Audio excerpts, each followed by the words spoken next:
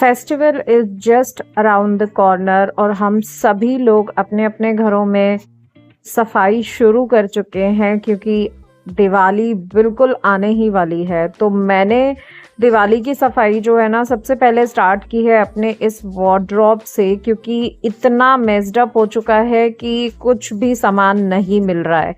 और अभी फेस्टिवल के कपड़े भी बाहर निकलेंगे, कुछ साड़ियाँ, सूट्स जो भी हम लोग फेस्टिवल में पहनने वाले हैं, तो सोचा कि इस बार उनको पहले ही निकाल कर मैं वार्डरोब में रेडी कर दूं। तो इसी वजह से आज मैं ये काम लेकर बैठी हूँ और कुछ अपने फेवरेट ऑर्गेनाइजर्स भी आप लोगों के साथ में शेयर करूँगी जो मैं काफ़ी टाइम से यूज़ कर रही हूँ और मेरे लिए वो बहुत अच्छे से वर्क करते हैं।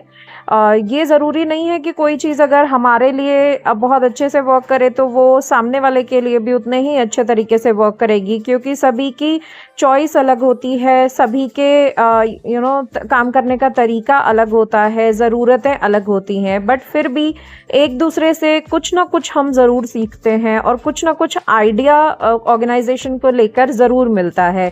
तो इसीलिए सोचा कि आज आप लोगों के साथ में कुछ ऐसे ऑर्गेनाइजर्स भी शेयर करूंगी जो मैं अपने वार्डरोब के लिए यूज़ करती हूँ, ताकि अगर कुछ भी आप लोगों को उसमें से पसंद आए या कोई भी आइडिया आपको अच्छा लगे तो आप भी, क्योंकि अभी अपनी जो है ना दिवाली की सफाइयाँ कर रहे हैं, तो आप लोग भी उसको यूज़ कर सकें। तो चलिए फटाफट से वीडियो को शुरू करते हैं।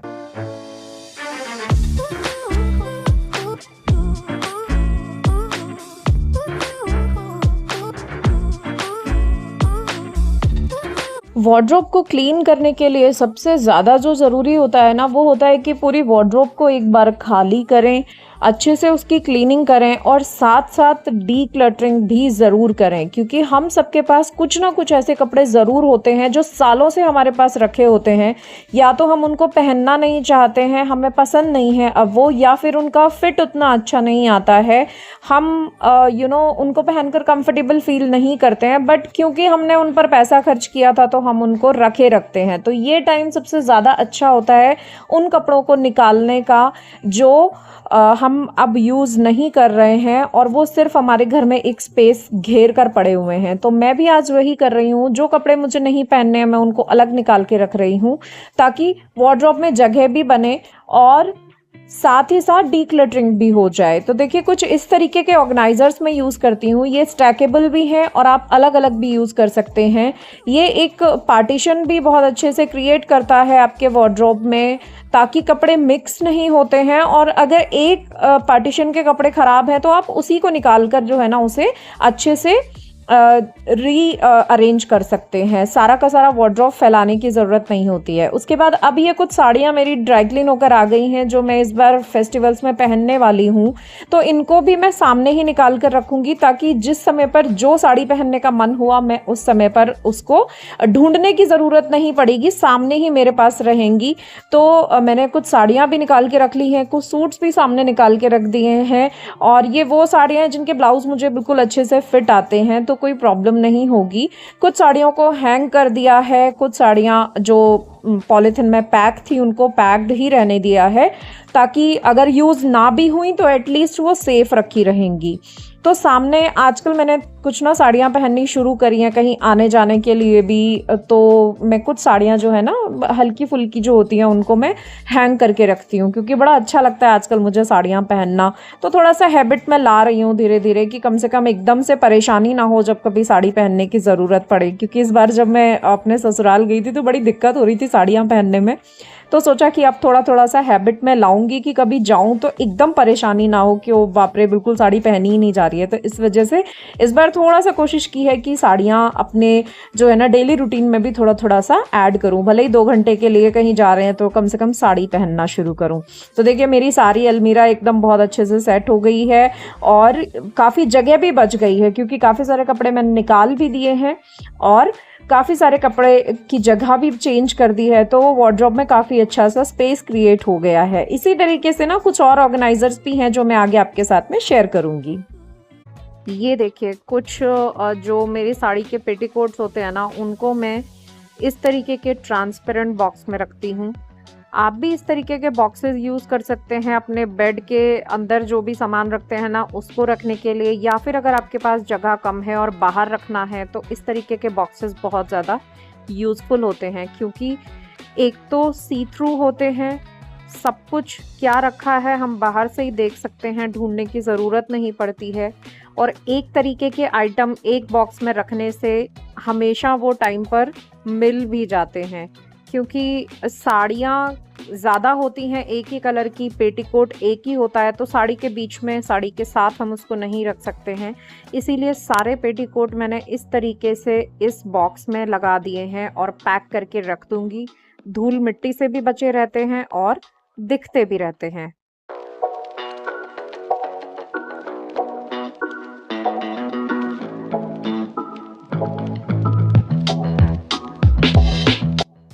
अब जो कपड़े प्रेस होकर आ गए हैं उनको मैं हैंगर्स में लगा दूंगी। तो इस तरीके के मल्टी लेयर जो हैंगर होते हैं ना, ये पैंट, कुर्तियाँ या फिर शर्ट्स, इन सबको रखने के बड़े काम आते हैं। एक ही हैंगर में 4 से 5 चीज़ें हम आराम से हैंग कर पाते हैं और बड़े अच्छे तरीके से वो लगी भी रहती हैं, प्रेस भी ख़राब नहीं होती है और अपनी जगह पर भी रहती हैं। तो इस तरीके के हैंगर्स भी मेरे पास 3 से 4 हैं, 2 अपनी अलमीरा के लिए और 2 हस्बैंड की अलमीरा के लिए। तो इस तरीके की अलग-अलग ऑर्गेनाइजिंग की चीज़ों को लेकर ना हम अपने छोटी सी जगह में बहुत सारा सामान अरेंज भी कर पाते हैं। इसीलिए चीज़ों को खरीदने से पहले अपनी ज़रूरत का ध्यान रखना बहुत ज़रूरी होता है कि हमारे पास कितनी जगह है और हमारी जगह को प्रॉपरली यूटिलाइज़ करने के लिए कौन सा ऑर्गेनाइज़र या फिर कौन से हैंगर्स बेस्ट रहेंगे। तो हमेशा एक दूसरे को देखकर इसी तरीके से शॉपिंग करने की बजाय अपनी ज़रूरतों को देखकर हमें अपनी जगह को देखकर शॉपिंग करना चाहिए, जिससे कि हमें ना एक्स्ट्रा स्पेंड करने से भी बच जाते हैं और चीज़ें हमारे काम की आती हैं।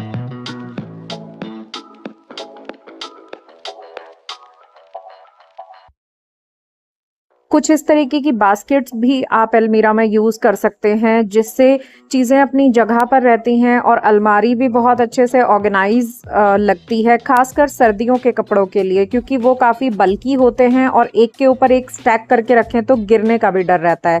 लेकिन इस तरीके की बास्केट्स में वो अच्छे से ऑर्गेनाइज़ रहते हैं और मेस भी क्रिएट नहीं होता है। तो आप चाहें तो इस तरीके की बास्केट्स का भी यूज़ कर सकते हैं, बहुत अच्छी लगती हैं। साथ ही में इस तरीके के पार्टीशन वाले जो ऑर्गेनाइज़र होते हैं ना, वो खासकर सॉक्स के लिए बहुत बढ़िया होते हैं, क्योंकि सॉक्स एक ऐसा जो है ना चीज़ होती है जो हमेशा गुम जाती है। अगर उनको जोड़ी बना के ना रखें तो एक कहीं और मिलेगा, दूसरा कहीं और। लेकिन इस तरीके के ऑर्गेनाइज़र्स में ना आप सॉक्स को बहुत अच्छे से ऑर्गेनाइज़ कर सकते हैं और चाहें तो इनको शू रैक में ही रख सकते हैं।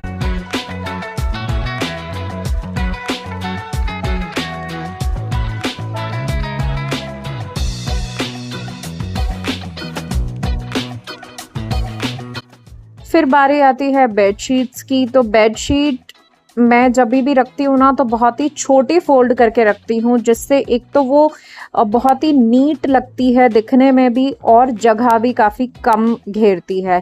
क्योंकि मैं बेडशीट्स को ना अपनी जो रोज़ वाली जो हमारी अलमीरा होती है ना, उसी में रखती हूँ। एक नीचे का सेक्शन मैंने बेडशीट्स के लिए रखा हुआ है, ताकि डेली इनको निकालने के लिए बेड खोलने की ज़रूरत ना पड़े। तो उसके लिए जो छोटी-छोटी तह बनाकर रखेंगे ना, तो एक तो दिखने में भी बहुत अच्छी लगती है, साथ में आप पिलो कवर अंदर रख दीजिए और इनके लिए जगह भी काफ़ी कम चाहिए होती है।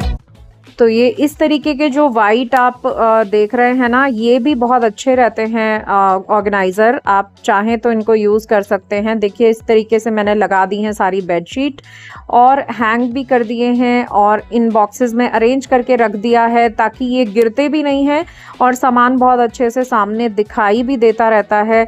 तो अलमारी तो मेरी हो गई है अच्छे से सेट, मेरी और अजय की दोनों की ही हो गई है, और एक मेरे पास अभी खाली भी है। इसमें मैं चाहूँ तो अभी जो प्रेस होकर कपड़े आएंगे वो रखे जाएंगे। और अब टाइम है चाय का, तो शाम का टाइम हो गया है, तो मैं भी है ना अब चाय पीने के लिए बड़ा तलब लग जाती है मुझे। आप लोगों को पता है कि मुझे चाय बहुत ज़्यादा पसंद है, तो मैं चाय के बिना तो मुझे लगता है कि मेरा दिन ना शुरू होता है ना ख़त्म होता है। तो एवर रेडी हूँ मैं चाय पीने के लिए। तो अभी चाय ब्रेक है और अब जूजू भी मेरे पास ही है यहीं पर नीचे, तीनों ही इनफैक्ट यहीं पर हैं। तो जूजू को बांध के बिठाया हुआ है, वो दोनों यहाँ पर बैठे हुए हैं नीचे। इन दोनों की लड़ाई अभी तक भी ख़त्म नहीं हो पाई है। समझ ही नहीं आ पाता कि ये दोनों किस तरीके से एक दूसरे को एक्सेप्ट करेंगी, ताकि सब एक साथ खुले रहे ना तो बड़ा अच्छा लगता है। बट अब क्या होता है कि जूजू को ही बांध के बिठाना पड़ता है जब भी तीनों एक साथ होते हैं, क्योंकि अगर मैं जिनी को बांधूंगी, जूजू को खुला रखूंगी, तो जूजू तो डायरेक्टली जिनी के पास जाके उसको अटैक करती है। तो इसीलिए जूजू को अपने पास, जब भी तीनों एक साथ होते हैं तो जूजू को मैं बांध के बिठाती हूँ अपने पास, ताकि उसको ये भी ना लगे कि मुझे बांध रखा है, मम्मी पास में रहती हैं तो उसको अच्छा भी लगता है। तो ये एक मेरे लिए ना बड़ा मसला हो गया है। बिल्कुल भी मुझे अच्छा नहीं लगता है उसको बांध के बिठाना, बट मजबूरी है कि ये लोग लड़ते ही इतना है कि समझ ही नहीं आता कि किस तरीके से इस प्रॉब्लम को मैं सॉर्ट आउट करूं। काफ़ी कोशिश कर रहे हैं बट अभी तक कोई इम्प्रूवमेंट नहीं आ पाया है। तो देखो वो मेरे पास आते ही है ना, मुझे बात करना शुरू कर देती है कि मम्मी आ जाओ थोड़ा सा पास में। तो मैं अभी चाय पी रही हूँ इसलिए थोड़ा सा दूर बैठी हूँ, वरना ये हाथ मारती है और चाय 3-4 बार ऐसा हुआ है कि चाय गिर गई है। खैर, ये सारी चीज़ें चलती ही रहती हैं, ये लाइफ है, इसी तरीके से चलेगी और हमें इसी तरीके से चीज़ों को मैनेज भी करना है। तो चलिए दोस्तों, आई होप आप लोगों को आज का वीडियो पसंद आया होगा। पसंद आए तो लाइक ज़रूर कीजिएगा, और अगर आप फर्स्ट टाइम मेरे चैनल पर विजिट कर रहे हैं तो चैनल को सब्सक्राइब ज़रूर कीजिएगा। मैं मिलती हूँ आपसे एक नए वीडियो में। टिल देन अपना खूब सारा ख्याल रखिए। Take care and bye bye.